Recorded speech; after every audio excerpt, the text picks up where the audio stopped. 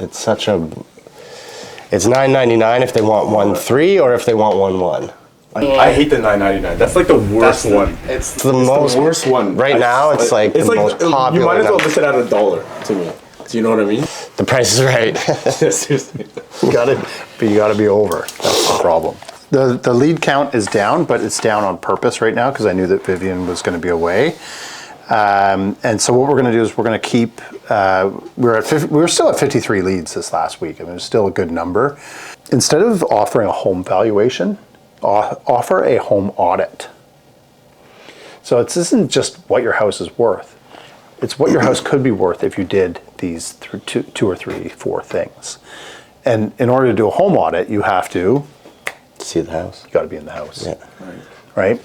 So it's like, how can I help you to maybe improve your living situation? Like if I came in and I did a home audit, and you've told me that your pain points are space.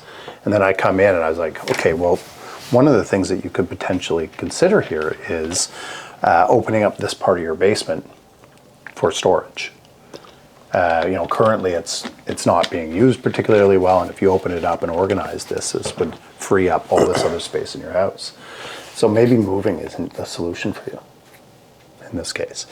Like that's real value, having somebody come and do that. So how would like the right sort of situation, if somebody's telling you their pain point, you're like, one of the things that we do is we offer a free home audit. And what we can do is come, take a look at your space and tell you what we do to help get people ready for sale, but instead of selling, you could just live there and enjoy the space. Is that something you'd be interested in? And then you get a face-to-face meeting with them to actually help them.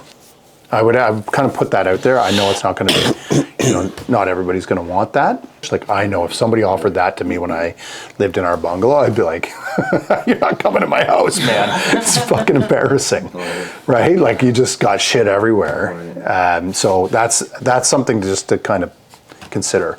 Despite the leads being slightly down on purpose, our reach was actually still stayed relatively high.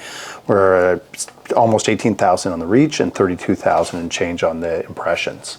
So it's like just slightly down. Sorry, what's the difference between a reach and an impression?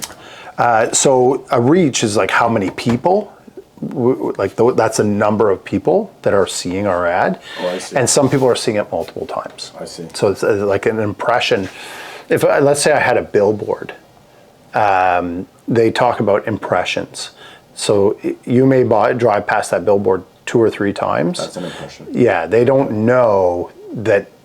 All they know is, it came up in their feed and a car drove by and they were like 1. Right. And it was you 3 times and they were like 1, 2, 3. Right. But you were the same person. So you're like the reach, and the number of times you saw it is the impression. So it's actually pretty high. Like if you figure what do you think a billboard impression would be if we got a billboard on the corner of, or on the top of this building? What would our impressions be? Probably wouldn't be 32,000 people a week. It wouldn't be that high. A signature, no? Or? No, you still got to get like some sort of email permission or something saying, yes, go ahead. Some people click no.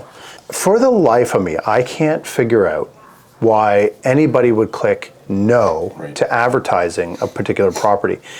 And to go further, I would say, because it's not required for you to get permission from your client one way or the other. So brokerages arbitrarily decide personally whether or not they want to allow other agents to advertise. If you were to ask your client, is it okay if I tell people not to advertise this property? How many of your clients would say, oh yeah, no, we definitely don't want that? Yeah. It's crazy to me. Yeah. Like it should be just implied. Right. Is like, anybody emails me and says, can I advertise your property? I'm like, go for it. Yeah. Like good luck, bring me somebody. Yeah. What is the advantage?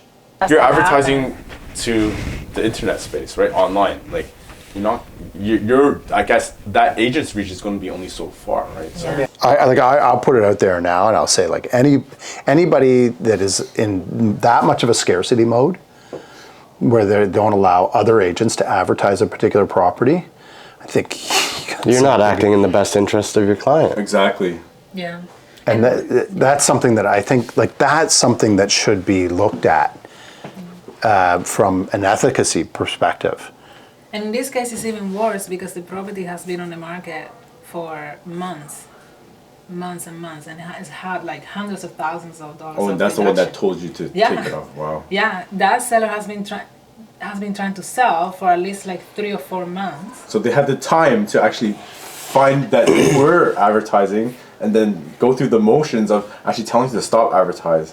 Yeah. Instead of putting that energy towards actually Or trying to advertise. picking up the phone and saying, listen, guys, like, how many leads do you guys got on that? Like, do you got anybody that's percolating? Like, how can we work together to bring a buyer here? Because we have hundreds of people that came in on that particular property over the course of the time. Hundreds. And I don't lie to the client about this either. Right. Like, the chances of this in particular, selling your property, is very, very low. What it does do is it draws people that maybe would have missed it. Right. And what's more important is that we've been doing this activity for years.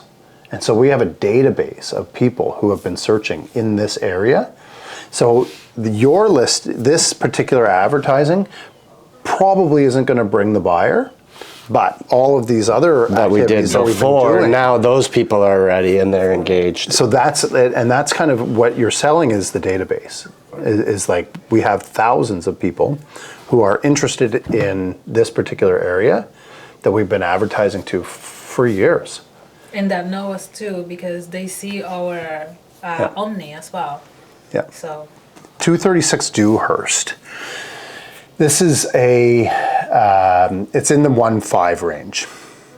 I found it an absolute horror story. So I had this listing kind of tucked in. Then these other people came and started like massaging them. Told them they could get $2 million for the house. Ooh, what is it? Semi? No, it's a detached. And I told them like, $1,550,000 to $1,575,000 sort of thing. Right. These other people came along, they're like, 2 million. We can get people from wherever they're from. And so anyway, they were like, 2 million, like that'd be awesome. Anyway, they turned out to be not very pleasant people, the agents.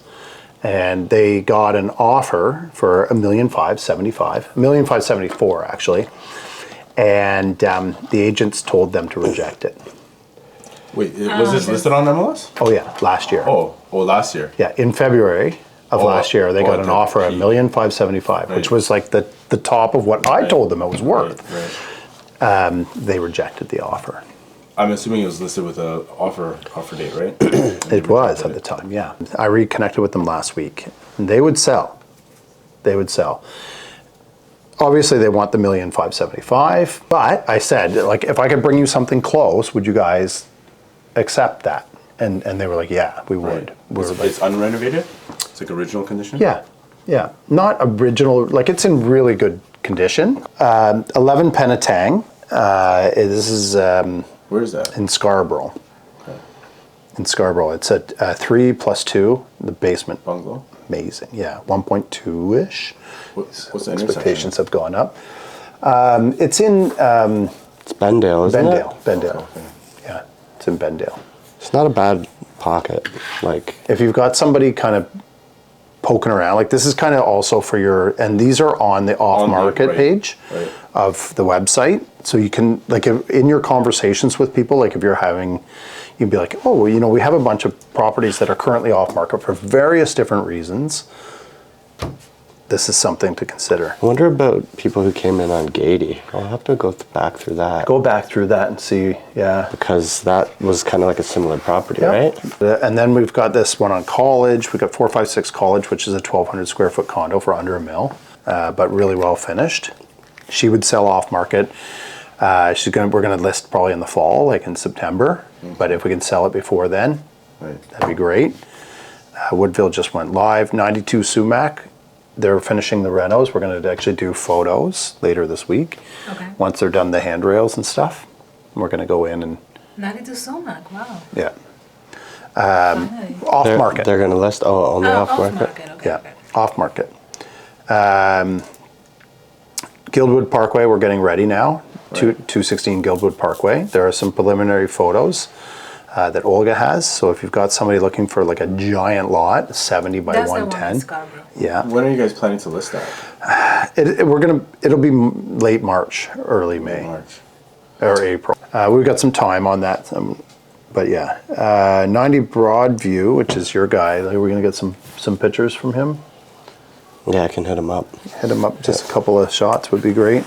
635 Annapolis, which is in Oshawa. Got a place there, it's a corner lot. He's just kind of dealing with some personal stuff. We were supposed to have listed it actually this month. What was that one, sorry? It's a corner lot bungalow. What was the address? 635 Annapolis. And I know it widens up a little bit at the back. like a pie. A little bit of a pie, because it's on the corner. Oh, So it's it a corner. kind of, you got it like it's amazing side yard, Right. backyard. Right. And he's a gardener. The place is like 33 Maryland. So it's a new build in Parkview Hills, 2.4. If you got somebody that's poking around in that snack bracket, this guy builds excellent homes. It's a really good house. Off market. Is there pictures for all these properties or no? Yeah. There are? Okay. Yeah. Is it on that? Is there a link in that Excel file? No, if you go on the website, like on our website. Oh, you guys we have have an it there? off-market page on our website, Right. and it's got all the different stuff on there. Some of them we can't advertise the actual picture, Address. the address. Right. And then obviously 779 Pape. We'd love to sell that off-market. In the beginning, so that they can tell the difference. Yeah, I think the banks call their mortgage the mortgage specialist. Mortgage specialist, Yeah, I think that's what right. they call it. Basically, if they don't work for the bank, basically they Yeah. can work. I guess not all for all banks, because I think RBC and CIBC don't work with mortgage brokers. Is it? I think those two. RBC, for sure. Like I think there's a mortgage agent, and then they have to get their broker's license. And then they have to Right. work under a brokerage. But yeah, most of them, like they're under a Dominion Lending Right. or they're under some other umbrella. Right. Like a mortgage company. So I would Mortgage broker, say mortgage then, company. find a mortgage broker who doesn't work for a bank. Yeah, Sort of, And I yeah. would just explain Yeah. what the disadvantage to going to your bank is. Right. There are some people that just want, like, I just want everything with one bank. Yeah. I'm scared when people actually say I went to the branch because they're not, they don't really, I don't know how to explain it, but they're not efficient. They don't work on a ton of deals. Like mortgage broker, even speaking with Mike, like he was on point. Like he gave them the actual figure. Like, yep, you can go in for him, no problem. They're pre-approved for more. Actually asked him about the insurance question as well. He actually spoke to his insurance guys. Like got the okay for them, the email. So like our clients could actually feel comfortable. So like that's what we need. Like at the branch level, that's not gonna You're happen. lucky if you get them on the phone. Exactly, that's not gonna happen. Yeah. Yeah, they're really quite bad. And if you do get somebody on the phone, it's usually not the person you talk to in the first place. It's Right. somebody else.